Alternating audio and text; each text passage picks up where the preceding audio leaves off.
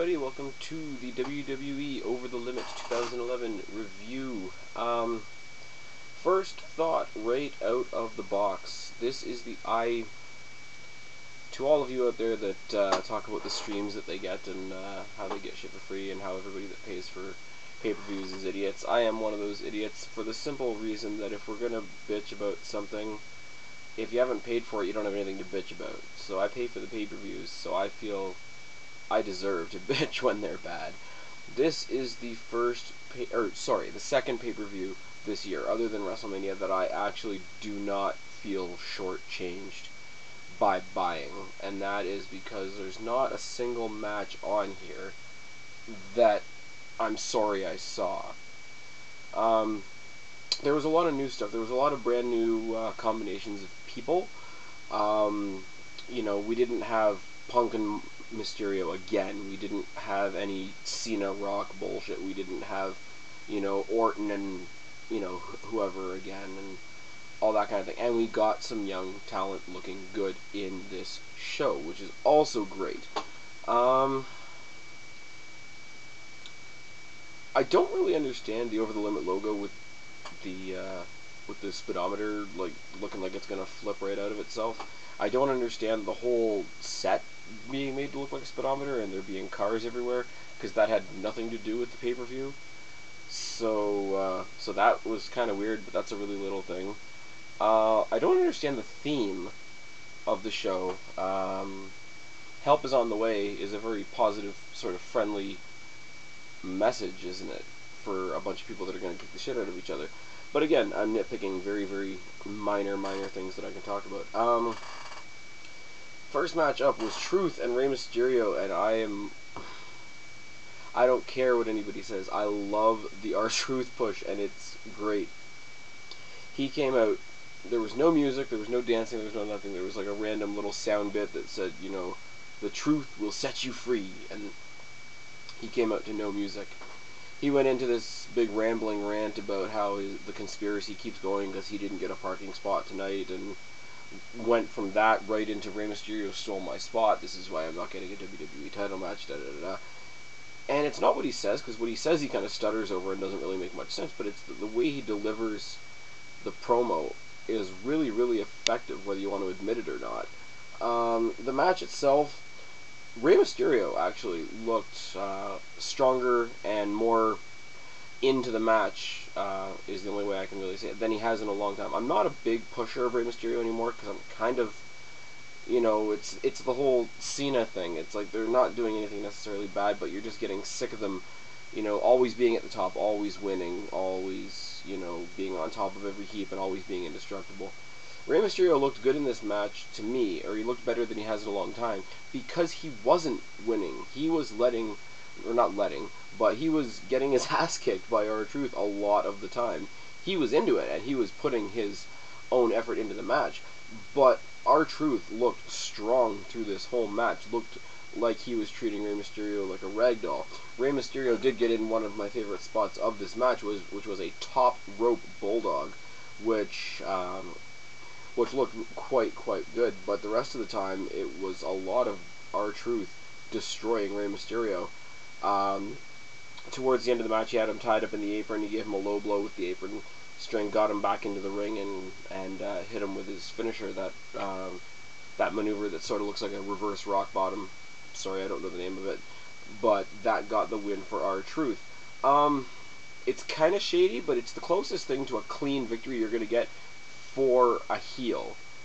So having that, with no other bullshit, with no other, getting himself disqualified, or having other people run interference, or having him go in and, just grab a chair and, just throwing the match completely, he got a relatively clean victory over Rey Mysterio. So if that doesn't tell you that they're going to put some weight behind R-Truth in the future, I don't know what other proof you need. Awesome first match. Awesome kickoff to the rest of the show, because it set a lot of the tone for the rest of the show. And Rey Mysterio didn't look weak by losing. So if you have a match like that where the loser looks good and the winner looks good, and the winner has been put over strongly, what else can you ask from an opening contest? Alright, we go backstage, we talk to The Miz, who blah blah blah is like usual. I'm going to get the world title.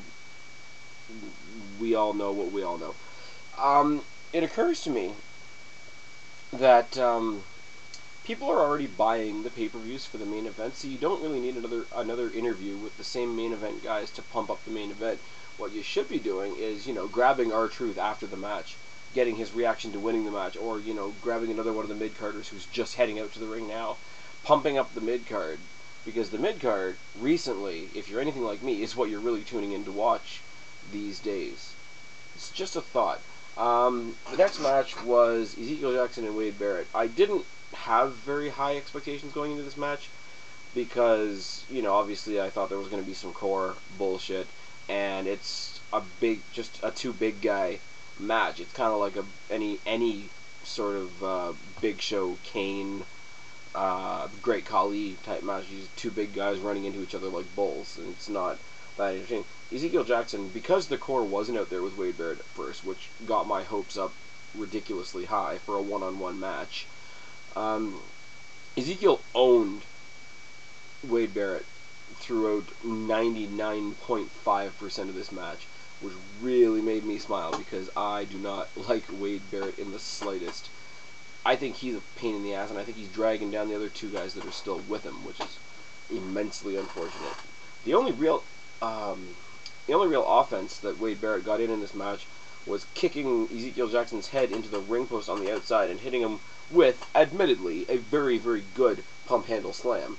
But Ezekiel immediately comes right back up and has body slams aplenty for Wade Barrett. I stopped counting at like 8, and then he hooked him up in the torture rack, a la Lex Luger, and looked ridiculously good until, then the core comes down and there's a disqualification. So Ezekiel Jackson wins, but he doesn't win the belt. And even fighting off the core, he still looks strong.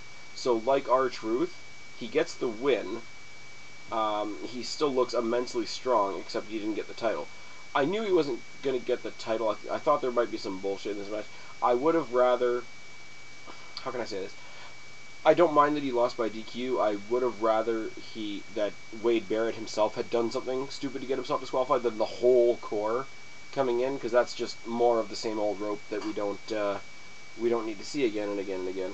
But obviously there's going to be some revenge on Ezekiel Jackson's mind for that little attack and for him being so close to the Intercontinental title, which will lead to an even stronger rivalry with him and Wade Barrett, which means the push that they're putting behind him will continue. Is that the theme of the night so far? If it is, I like it. And it goes into the next match as well. Cara and Chavo Guerrero... Oh, sorry. We flash to the back really, really quickly where Mason Ryan and CM Punk discover that Mike McGillicuddy and David Otunga have been taken out by Big Show and Kane. CM Punk kind of shows how nuts he is and how much he's using the guys when he turns to Mason Ryan. He says, well, forget about them, we've got a match to get ready for, and then he turns back to them as he's leaving at the guys that are still laying on the floor and says, hey guys, shake it off, walk it off. And it's like, anyways, Sin Cara and Chavo Guerrero, this was one of the two matches that I was really, really looking forward to tonight, and it did not disappoint. The one thing I hate, I love the Sin Cara character. I love everything he brings to the WWE. I love everything he brings to his matches. I think he's immensely entertaining to watch. I don't know why they're doing this whole dim light, blue and yellow light in the arena. It kind of reminds me of way, way, way back when Kane first started and the whole arena was like dark red when he was fighting. And then they decided that that was dumb and stopped doing it. It's distracting, and it's not only distracting, you can't really get a good idea of what's going on in the ring, in the match. Other than that, it's Sin Cara, it's, old school cruiserweight division type stuff, Lucha Bureau type stuff, which, all the technical wrestling psychology purists will say, oh, it's just a spot fest. And to them I say, yeah, so it's a good spot fest. It was great to see Chavo. Like I said in my preview video, Chavo's been kind of stuck in obscurity for a long time on NXT, fighting Hornswoggle, etc., etc., etc. So if this means that Chavo Guerrero is going to come back onto the scene, I don't mind that at all. I can see this rivalry going on for more than just one match, which I also look quite forward to. Chavo Guerrero looked great in this match by making Sin Cara look great. Chavo Guerrero was basically the other guy in the ring so that Sin Cara could show what he could do, but Chavo, in his own way, based on his own experience, knows how to receive it and make Sin Cara look good. And it's really, really cool because, you know, he's doing it for Sin Cara and Rey Mysterio's doing it for R-Truth in this night so far. This new feeling, this new trend that I hope continues of the old guys really, really starting to put over the new guys. Because it needs to happen, because the old guys aren't going to be there forever. The match goes on pretty seamlessly until the multi-rotation headlock, head scissor type thing that Sin Cara did at the end looked like it botched a little bit, but he still got the pinfall victory. So Chavo got his return to pay-per-view, and Sin Cara looks very, very strong as the new guy. No problems there at all. We get another lengthy promo for the WWE Be a Star initiative, basically the whole anti-bullying going all over the media, encouraging kids not to pick on each other, and you know, you can't really argue with that. It's a good cause. It's, like I said, it's the same as the Eliminate the Hate promotion that TNA did. You know, don't have kids beating the crap out of each other. You know, leave it on TV. Stop it. Anyways, backstage we have a promo with Orton and Christian, you know, sort of re-enhancing the fact that, you know, they're going to fight for the title tonight, but they still respect each other so much, but they're also kind of being, like, they're showing each other respect, but they're also kind of being snippy at each other, which is, it's cool and it's not, but whatever. Del Rio comes to the ring for no reason, because for the first pay-per-view in a while, there is no Del Rio. One of the things I liked about this match is some of the people that they don't really know what to do with weren't on this show. Not that I don't want to see them, but Del Rio, Sheamus, Kofi Kingston, Daniel Bryan, the ones that don't really have a direction right now weren't thrown on the show anyway, just because, which made a lot of sense to me. Del Rio came out basically saying that whatever happens in the I Quit match doesn't matter because it's his destiny to win the WWE title eventually, blah blah blah. He's cut off by Kane and the Big Show, who basically stare him out of the ring so that they can have their tag team title match. Most amusing thing about the tag team title match was there was a Batista chant directed at Mason Ryan throughout the whole match, which made me happy. Tag team match told a very unique and very deliberate story. And the fact that it's this obvious means it has to be said. They're putting over the strength of Mason Ryan, obviously, this similar to how they did with Ezekiel Jackson. He went in there, he was owning the Big Show, he was owning Kane, whatever. And every time he had the upper hand and Punk tried to take advantage of it, Punk would tag himself in and then get owned by the two giants. Then he would, you know, squirm back to his corner, and Mason Ryan would come in, take out the two giants. CM Punk would try to take advantage of it and get squashed again. The one thing I did like, CM Punk did do a Macho Man style sort of tribute elbow to one of them, I don't remember which one, which I thought was a cool tribute thing for him to do, except for it was blocked. So I guess, can you say the tribute was blocked? I guess, I don't know. After Punk gets squashed, a double chokeslam on Mason Ryan gets the win for Kane and the Big Show. So Kane and the Big Show are still your WWE Tag Team Champions. Are you excited? Oh, yes. The one thing I did like about this was, you know, especially with it being Nexus and especially with the rest of them being beat down backstage, I thought there would have been some interference in this match. There wasn't. Mason Ryan was made to look really good. You know, you can't really make Kane and the Big Show look bad, and CM Punk, I don't know, I guess he took a squash for the sake of making everybody else in the ring look good, which is, I guess, good for him. I don't know. They announced the next pay-per-view, which will be Capital Punishment, which is apparently happening in Washington, D.C., and they did a big mock-up Barack Obama press conference about the next WWE pay-per-view, and it was kind of lame, but I guess we've got another new pay-per-view to look forward to. Oh, yes. Brie Bella versus Kelly Kelly. The most amusing thing about this match to me was that Nunzio is a referee. Nunzio, a.k.a. Little Guido, a.k.a., you know, FBI, full-blooded Italians from WWE or back in the ECW days is now a referee. It was pointed out on a talk show that I watched last week, but I didn't notice it. I noticed it tonight, and it was like, wow, he's a referee now.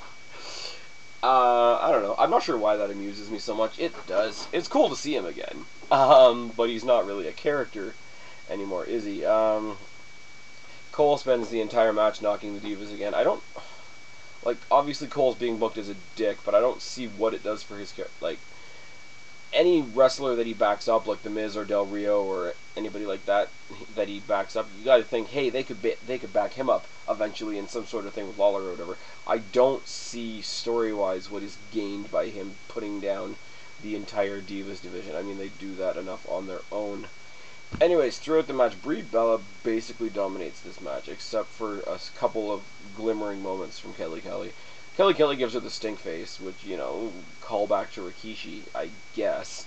You could tell there was a couple of spots where they were trying to incorporate some actual wrestling into the match, or even some actual psychology at one or two brief moments, but other than that, it was pretty much a usual WWE catfight. They pulled the twin magic. Nikki Bella comes in to replace her sister and gets the win on Kelly Kelly. And, yeah. And like everybody, I wanted Karma to come in and just squish them all, but Karma was not to be seen. If you want another layer of disappointment on this match, there it is. The Bella Twins thing worries me, especially when one of them holds the belt, because I can see them doing something like Lay Cool did, where they're the co-women's champions, or they break the belt in half. Again, not that it matters, because the belt is a piece of shit anyway. But, I mean, it's just, no. Anyways, so after that match is over, Michael Cole announces that he's going to go back and stretch for his match, and then King leaves too, and so the greatest thing about the next match is there's no Michael Cole. Oh yes. The next match was the match of the night, and I would dare say, all due respects to WrestleMania, this match was the best match I have seen this year so far. Randy Orton and Christian. They mesh ridiculously well. You can tell that Orton is happy to have a new opponent in the ring rather than facing the same old guys over and over and over again. They both brought a wicked amount of intensity to the ring that I think you could only do with a new rivalry. The crowd was completely nuts in this match. The crowd was also completely split in this match, which makes it incredibly fun. Both of them brought their A-game. It's the best Orton match I've seen in a long time, and I have to say, even though I was pulling for Christian, I really have to give a lot of respect to Randy Orton, and it sort of goes along with the Chavo and the Mysterio thing. Orton bent over backwards, making Christian look good in this match. Orton, I think, is sort of... Orton, in the role that they've got him in right now, is sort of the liaison between sort of the mid-card, and he's the guy that's going to bring Christian into the main event picture. And I think he's doing an amazing job. Both of them brought shit into this match that I either haven't seen in a while or haven't seen at all before from that specific person. Orton got a great top rope superplex on Christian. Christian hit a wicked, like, picture-perfect Triple H spinebuster on Orton at one point. Randy Orton came up with some wickedly dirty-looking submission move that's basically an inverted Boston Crab with your opponent facing, with your opponent facing forward instead of behind you, and he had him in it for a decent amount of time, basically pretzeling the fuck out of Christian, which for a new move, and you could tell it was one of those things, hey, we're gonna try this for the first time and see if it works type thing. I was half expecting Orton to pull out the angle slam again, because I love him doing the angle slam, but the first legitimate close attempt at the RKO gets shrugged off by Christian. That was one of my most important points in this match, and I will tell you why. The RKO is kind of like the stunner. It's kind of like the sure thing. Like, the only person that repetitively kicked out of the stunner when Austin was around was The Rock, and that was just because they went rock bottom stunner, rock bottom stunner, rock bottom stunner, rock bottom stunner. But other than that, other than those WrestleMania matches, you could tell the stunner gets hit, it's done, it's over, whatever. It's like the sure thing for that guy, and that's what the RKO is for Randy Orton. So for Christian to walk into this match as the underdog, as the one that some people still see as a second card guy to to take the RKO head on and shrug it off is a big push moment for him, or at least I think so anyway. Randy Orton also gets Christian down at one point, and they're really selling hard the mutual respect that Orton and Christian have, because he sets him up for the punt, he runs about halfway, and then he like reconsiders the punt, which everybody's like, oh, Orton's turning into a pussy, but it's like there's a reason for it. And then he shakes it off and he goes for the punt again, which is countered by the spear. I love that Christian is using the spear. I'm not trying to turn Christian into Edge, but I love that Christian is using the spear. And the end sequence was just really nice. It was a kill switch, countered into an RKO, countered into a kill switch. The second time Christian tried the kill switch, Orton tossed him literally over his head, behind him, and then caught him in an RKO. Great match. Went on a good, decent, long amount of time, and I could have done with it going on even longer. And there's not many matches these days that I say that about. So, you know, if I rated matches, which I don't, you know, everybody's got their, you know, such and such out of 5 for matches. I'm sorry, this year so far, this is the only one that I would call a 5-star match. I don't rate shit, so the fact that I'm calling this a 5-star doesn't really mean anything.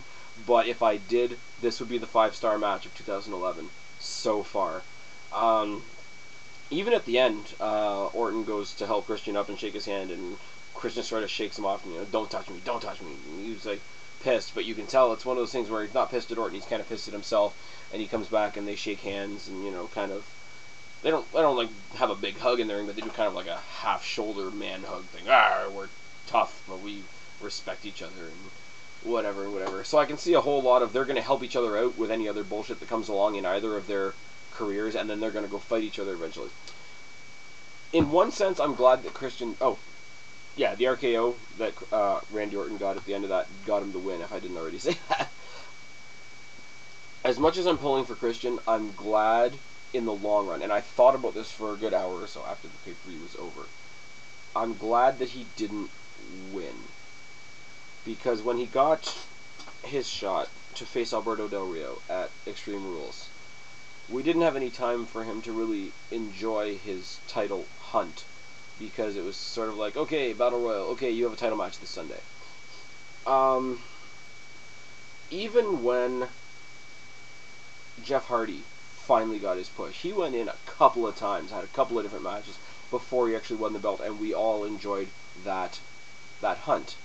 The way this match went tonight, I really compare it in a lot of ways, in a lot of aspects, to the Triple H Jeff Hardy matches of a couple years ago. Just in terms of the fact they didn't ever really have any reason to be mad at each other, and Triple H was just kind of looking down on him like, kid, what can you do? And I think there was a little bit of that between Orton and Christian tonight, which I liked, because the Triple H Jeff Hardy matches from a couple years ago were awesome. But if Christian had won back the belt again tonight, there would be no hunt. What I would love to see is have him have a couple close calls with the belt and pick it up either at SummerSlam, or I wouldn't even mind if it dragged out longer and he didn't win the belt until next year's WrestleMania.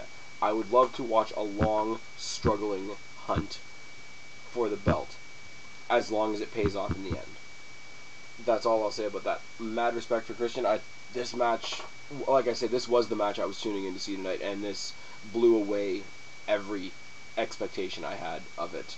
And there's nothing else I can say about that. Now, we have Michael Cole and Lawler. I'm sorry, guys, I'm losing my voice, and that probably sounds shitty on my little microphone over there. The Kiss My Foot match between Cole and Lawler. I was really fearing that Swagger was going to come in and help Cole. After all, he didn't, which is awesome. Kind of scared that means they're going to turn Swagger face and we're going to have to put up with him some more, but whatever.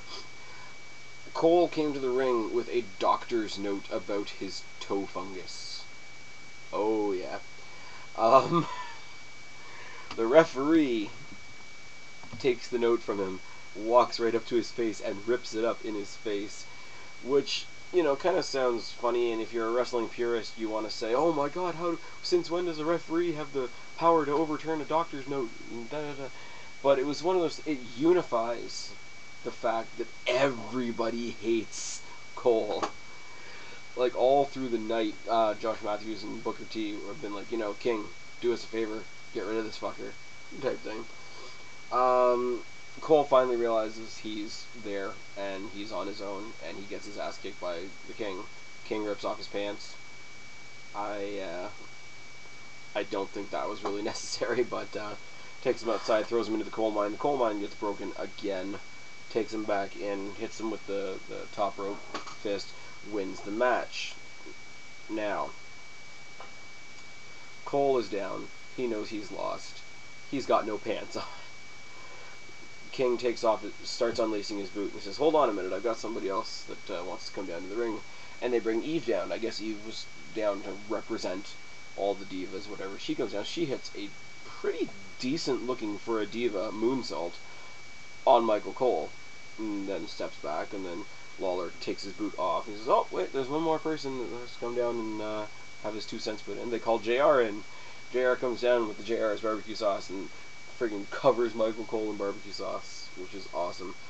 Cole gets all pissed off, he's gonna leave, da-da-da-da-da, and he is cut off at the top of the ramp by Bret Hart.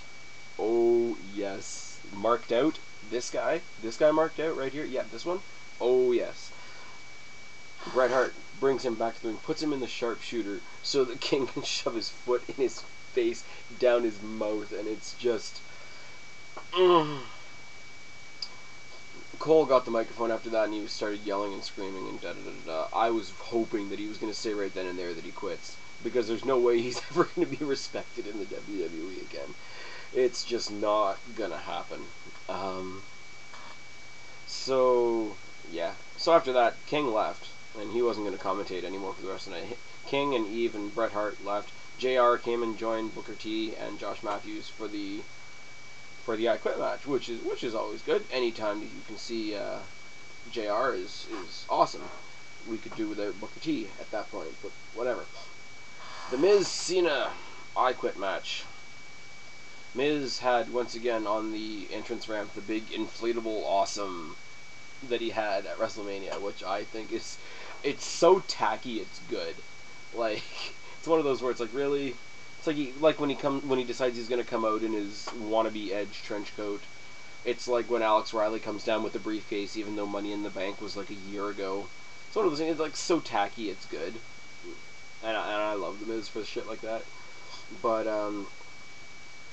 he comes out with a microphone and he says, "You know what? You chose an I Quit stipulation where I can get away with anything, including having this guy help me out." He points over to Alex Riley, and the entire match is a handicap match.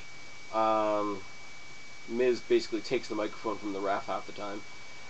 They beat down Cena on the lower portion of the steps while Alex Riley has the steps in his hands. You're ready to drop them, and he sort of sits there with the microphone. It's like, you are laid out. Alex Riley is going to drop these stairs on you. Do you quit?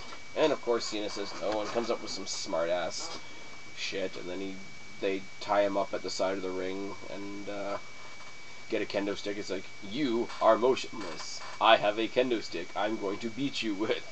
Do you want to quit? And he's just, whatever. They brawl up the stage. They punt. He basically does a Randy Orton punt to Cena, which was kind of cool. Sent him right off the stage, which wasn't that high, so that was kind of anticlimactic. But they hold him again up against one of the camera boom arms, is I believe what they're called.